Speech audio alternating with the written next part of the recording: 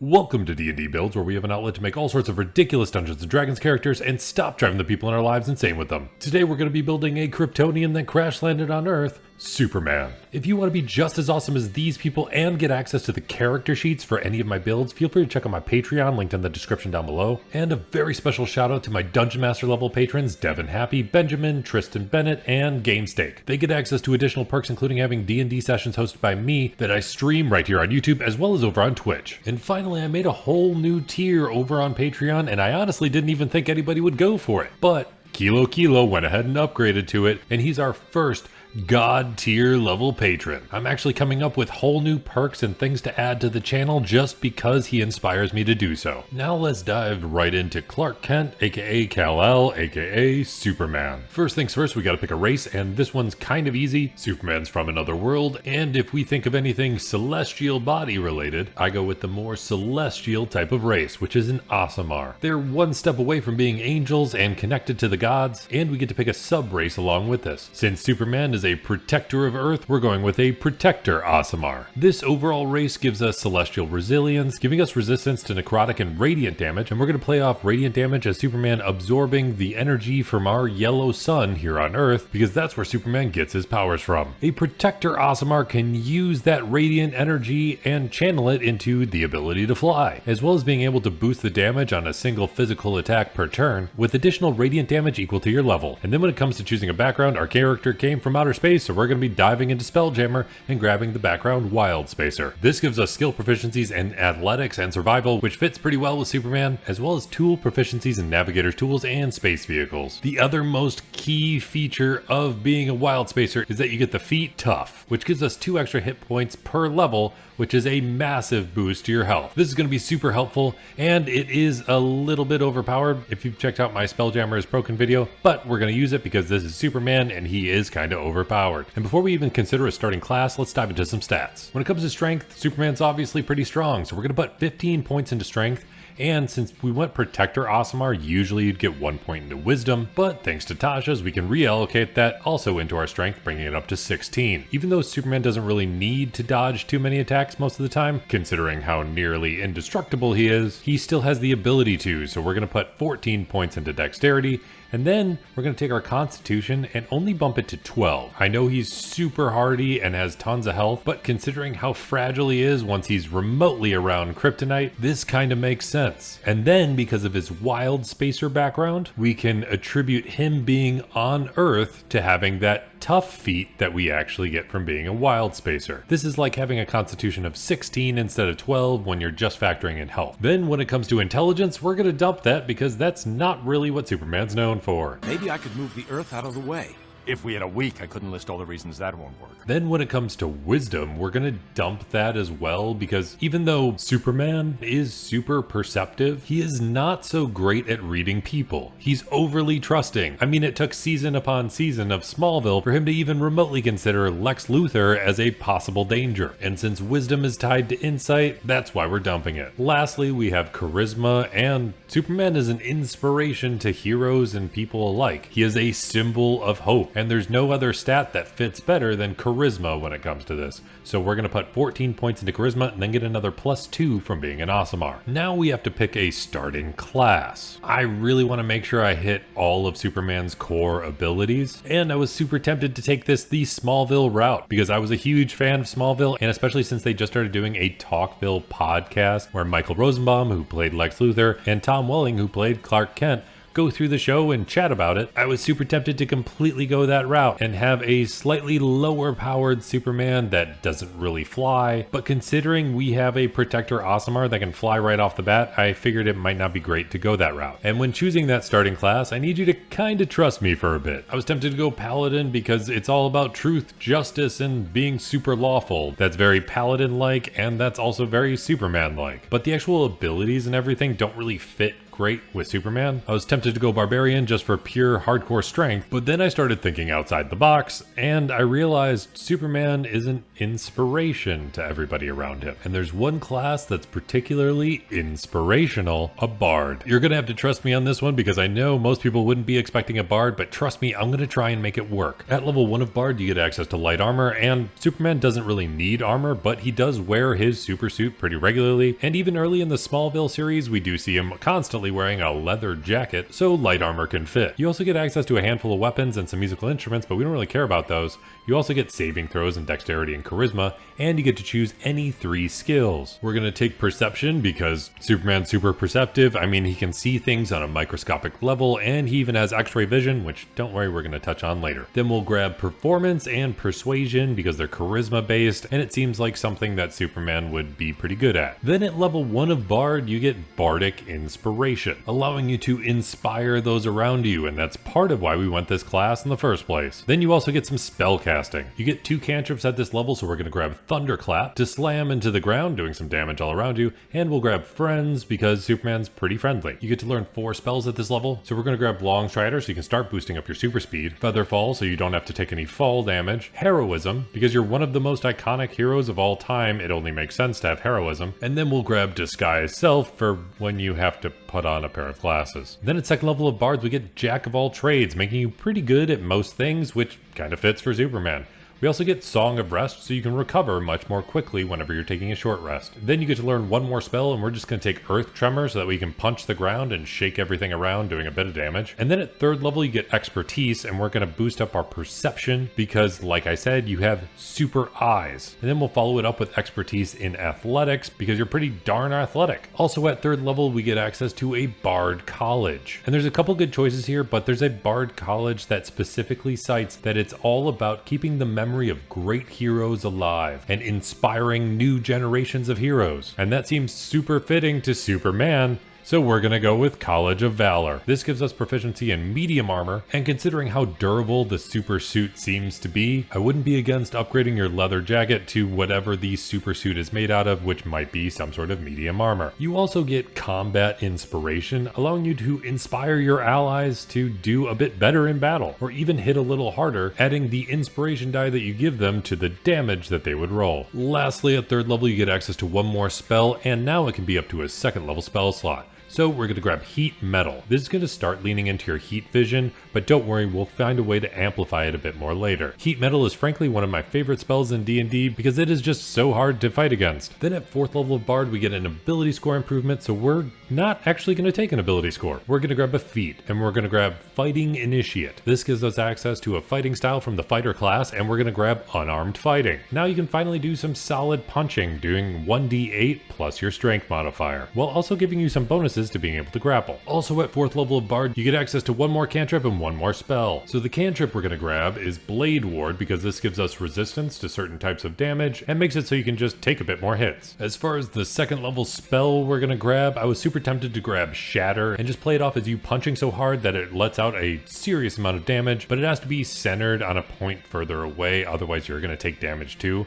So instead, I'm actually going to take Knock, making it so that locked doors don't really mean anything to you, you can just tear them off their hinges. Then at 5th level of Bard, your inspiration recharges on a short or long rest with Font of Inspiration, and you can inspire people a bit more intensely because your inspiration die gets upgraded to a D8. Lastly, at this level, you also get 1 more spell, and it can be up to a 3rd level spell slot. And while I would totally grab Haste if we were going some other spellcasting class, because I really wanted to amp up the super speed a bit more beyond Long Strider, I thought back to all of the scenes in Smallville and how everything just slows down for Superman. Since we don't have direct access to the spell Haste from being a Bard, it's a bit hard to grab it. So instead, we're going to use Slow. And this is more of a matter of perspective. While you might be fast using Haste to everybody else, you can instead focus on using Slow so everybody else just seems slow compared to you. I know it's a bit of a technicality, but you know, it's Superman. I gotta make some adjustments here and there to make everything work. At 6th level of Bard, you get access to Counter Charm, allowing you to disrupt mind wind influencing effects, and that's going to be pretty helpful because there are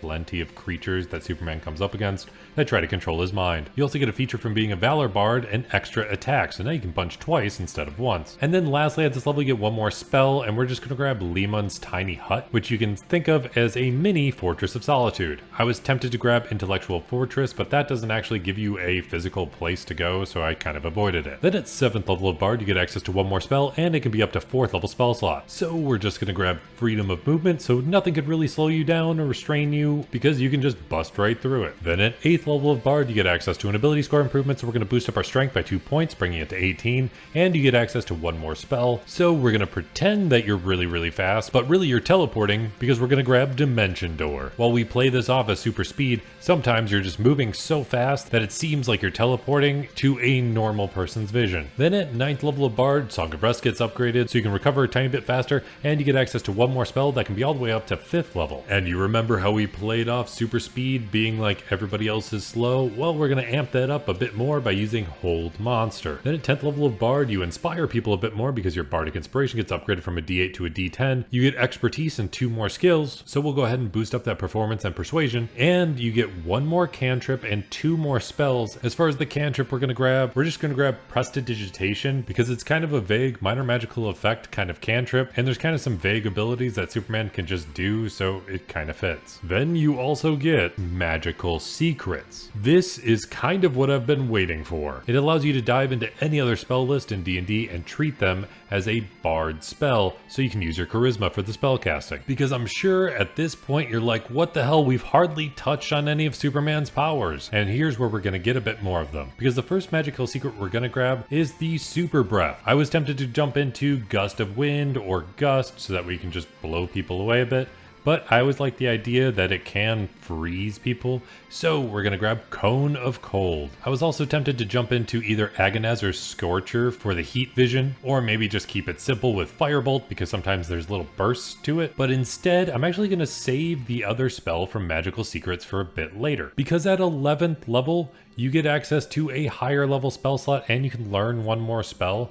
But we're going to use that Magical Secrets that we held on to and grab Tensor's Transformation. This allows you to be a bit more Superman-like in a heck of a lot of ways. It grants 50 temporary hit points, advantage on your attack rolls, and when you punch somebody you can deal an extra 2d12 force damage, so you're really hitting like a truck. And it'll be a bit easier to concentrate on this spell because it also grants proficiency in Constitution saving throws as well as Strength saving throws. Only downside is that immediately after this spell ends, you need to pass a Constitution saving throw or you suffer 1 level of exhaustion. So you can play this off as either coming into contact with kryptonite or you use up all that energy you stored up from the sun. But since we also have 1 more spell to learn from this level, we're going to grab True Seeing so that way you can use some of your X-ray vision to see if somebody is not what they are pretending to be. Then at 12th level of Bard you get 1 more ability score improvement, so we're finally going to max out our strength because you're Superman, you're pretty damn strong. Then at 13th level we're finally going to do a bit of a multi-class. This is where things get a bit tricky thematically. There's 1 ability I need to grab that I just can't avoid, and there's only 1 class that has the ability to use it, and I'll tell you what it is once we get there, but you're gonna have to trust me along the way. We're gonna be jumping into Warlock, and right at level 1 you have to choose an otherworldly patron. And here's where I need to get a bit creative. There is 1 nearly indestructible enemy that Superman comes up against repeatedly, so in order to make sure that that enemy does not destroy Earth anytime soon, let's say you make a deal. This particular patron is described in D&D as a creature that's evil and may even strive against your particular interests. Usually these beings desire the corruption and destruction of all things, including you, and there's no other enemy of Superman that fits more perfectly than Darkseid. He wants the destruction of absolutely everything, and even the features of this subclass fit with the naming convention. At first level you're granted Dark One's Blessing, so when you reduce a hostile creature to 0 hit points, you gain temporary hit points equal to your charisma modifier plus your warlock level. Also at first level warlock you get to learn 2 cantrips and 2 spells, and they're their own type of magic, being a warlock, so it's completely separate from any of your bard casting. The cantrips we're going to grab are Sword Burst, so you can just hit everybody around you, and Magic Stone, so you can just whip a rock really freaking hard. As far as the first level spells, we're going to grab Protection from Evil and Good because there's a very clear line between evil and good in the DC universe. And then thanks to our patron we get access to the spell Burning Hands, so you can start using your heat vision a bit more. At 2nd level of Warlock you get access to Eldritch Invocations. So we're going to learn Eldritch Mind, giving you advantage on Constitution saving throws to maintain concentration on your spells, as well as Devil's Sight, so now you can even see through magical darkness. You also get to learn one more spell, and there are plenty of versions of Superman in the comics where he pretty much knows every single language, so we're going to grab the spell Comprehend Languages. At level 3 of Warlock, we get to choose a Pact boon, and I was super tempted to grab Pact of the Tome, which allows you to grab a few additional cantrips from any possible spell list. So you could grab Gust and add to your Cone of Cold with a bit more basic Super Breath, and even grab Firebolt to have some bursts of heat vision. But I don't want to go that route because we already have a way to replicate the Super Breath with our Cone of Cold, and also at this level you get an additional spell, and your Warlock spell slots get upgraded to level 2, which, thanks to our Fiend Pact, we can now grab Scorching Ray, which I think is a much better way to replicate the heat vision. Granted, it shoots out 3 beams and they can go in any possible direction, so you might have a bit of a cross-eyed Superman, but it's still a great way to replicate that ability. So instead for our Pact, we're going to go for that S on your chest and grab Pact of the Talisman. Superman's pretty good at a lot of different things, and with Pact of the Talisman you can now add a D4 to any ability check that you make, and considering you already have Jack of all trades, that's going to go that much farther at making you good at most skills. At level 4 of Warlock we get one more spell, so we're going to grab the Warlock spell Misty Step. We still don't have access to anything else that boosts our speed, so this is a great way to replicate it for those that can't really track you with the naked eye. I know it's not technically speed, but you can just tell everybody it is that can't track you otherwise. Also at 4th level you get an ability score improvement, so we're going to go ahead and boost our Constitution by 2 more points because Superman can definitely take a few hits. At level 5 of Warlock we get one more spell, and our Warlock spell slots get upgraded to level 3. While we could grab the spell from our subclass Stinking Cloud and just say that Superman's using his Super Breath and had a terrible lunch, I think it's a bit more fitting to finally grab the spell Fly. It's pretty late in the build to grab this, but just like in Smallville, we waited till pretty close to the end to start flying. Granted, you already have the ability to fly using your radiant consumption from being an Aasimar, but that's pretty limited, so I wanted to make sure to add to it a bit. You also get one more invocation at this level, so we're going to go ahead and pick up Gift of the Depths, allowing you to breathe underwater because usually Superman doesn't worry too much about holding his breath, and it also grants you a swimming speed in case you want to hang out with Aquaman. It also allows you to cast water breathing, but we don't really care about that too much for this build. Then at level 6 of Warlock we get a feature from our deal with Darkseid. We get Dark One's Own Luck. So now if you make an ability check or saving throw, you can use this feature and add a D10 to your roll. Between that, our Jack of all trades, and our Pact of the Talisman, you're pretty darn good at pretty much every ability, and if you need to maintain concentration on any spell, especially flying, between your advantage on concentration checks and this,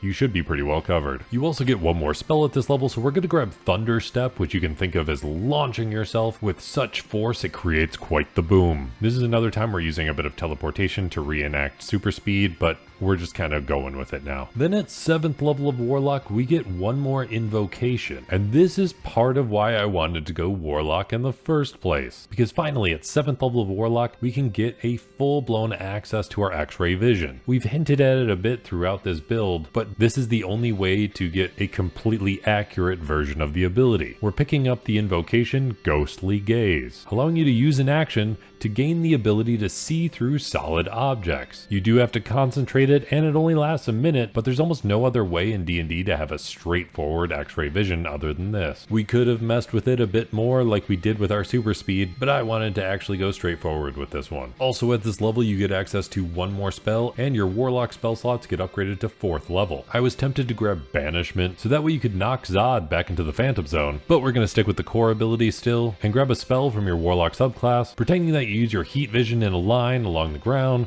causing a full-blown wall of fire. Then finally at 8th level of Warlock you get one more spell, so we will grab that Banishment just for the rare case you need to kick somebody into that Phantom Zone. And lastly you get one more ability score improvement at this level, so we're going to boost up our Constitution one more time. Because you're Superman, you should have plenty of Constitution. That brings us to 20th level overall. You're pretty darn good at most abilities. Between your Jack of all trades, your Pact of the Talisman, and your Dark One's Own Luck, you reenact super speed in a few different different ways. You have heat vision, super breath, and x-ray vision, and you can punch so damn hard that with just one punch on a single turn, if your Radiant Soul is active and Tensor's transformation is active, you can deal 57 points of force mixed with radiant mixed with normal damage. And that's just one super solid flying punch. Let me know what you think about this build in the comments down below, or check out our Discord where we chat about all sorts of stuff. And if there's any other builds you'd like to see, let me know in the comments as well. If you want access to the character sheets for any of my builds, including this one, feel free to check out my Patreon, linked in the description down below, where you can be just as awesome as these people. And a very special shout out to Devin Happy, Benjamin, Tristan Bennett, and GameStake. They're my Dungeon Master level patrons, and they get to have D&D sessions hosted by me that I stream right here on YouTube as well as over on Twitch. And finally, I have to give all out praise to Kilo, who is my very first